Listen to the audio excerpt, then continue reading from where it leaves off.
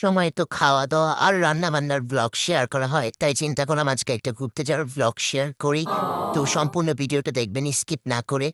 Like, comment আর পেজটি follow করে যাবেন।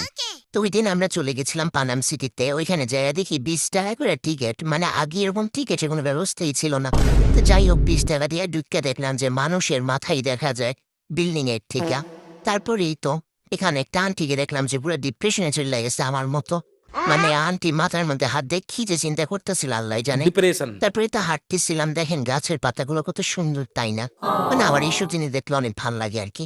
তারপরে তো হাঁটতে, হাঁটতে দেখলাম কিছু আপু টিকটক করতেছে। এদের কথাই শেষ হয় না মানে যেখানে সেখানে এদের গল্প শুরু হয়ে যায়। তো এই দৃশ্যটা আমার কাছে অনেক ভাল লাগছে।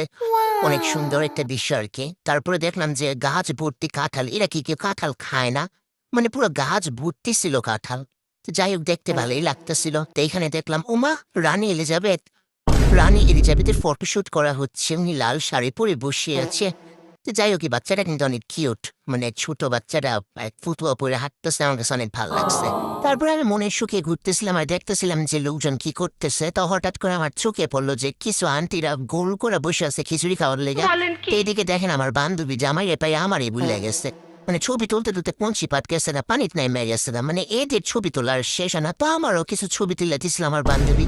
তারপরে তো আমরা বেশিক্ষণ ওইখানে থাকি নাই বাড়ি চলে আসছি বাইরে অনেকগুলো দোকানপাট আচ্ছা, বসছে। তা আমরা কিছু কেনাকাটা ঠিক করে है। নাই বাইরে থেকে একটু ঠান্ডা समझ মান্ডা गया। খাইয়ে নিচ্ছি আর কি আইসক্রিম একটু 7 আপ এগুলো খাই নিছি। তারপরে এই তো বাসার দিকে চলে যেতেছিলাম। তারপর আমাদের প্ল্যান চেঞ্জ হলো যে না আমরা একটু মেঘনা ব্রিজের নিচে अच्छा, যাবো।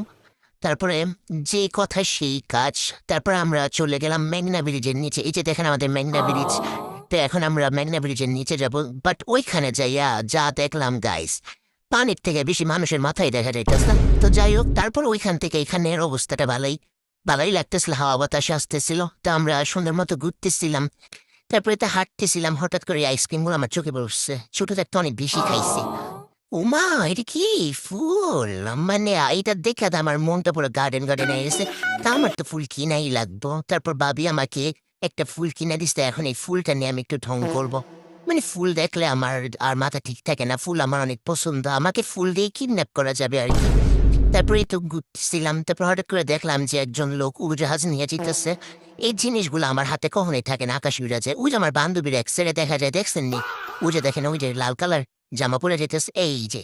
তারপরে এই তো বাসার দিকে রওনা দিয়ে দিচ্ছে অনেক ঘোরাফেরা হয়ে গেছে আজকের মতো। তারপরে এই যে মনের সুখে ফুল নিয়ে রং করতে বাসায় চলে যাচ্ছি। এই তো ফাইনালি বাসায় চলে এসেছি। আজকের ব্লগটা এই পর্যন্ত নেক্সট আবার অন্য কোনো ব্লগে আপনাদের সাথে দেখা হবে। আর কার ফুল অনেক বেশি পছন্দ কমেন্টে জানাবেন।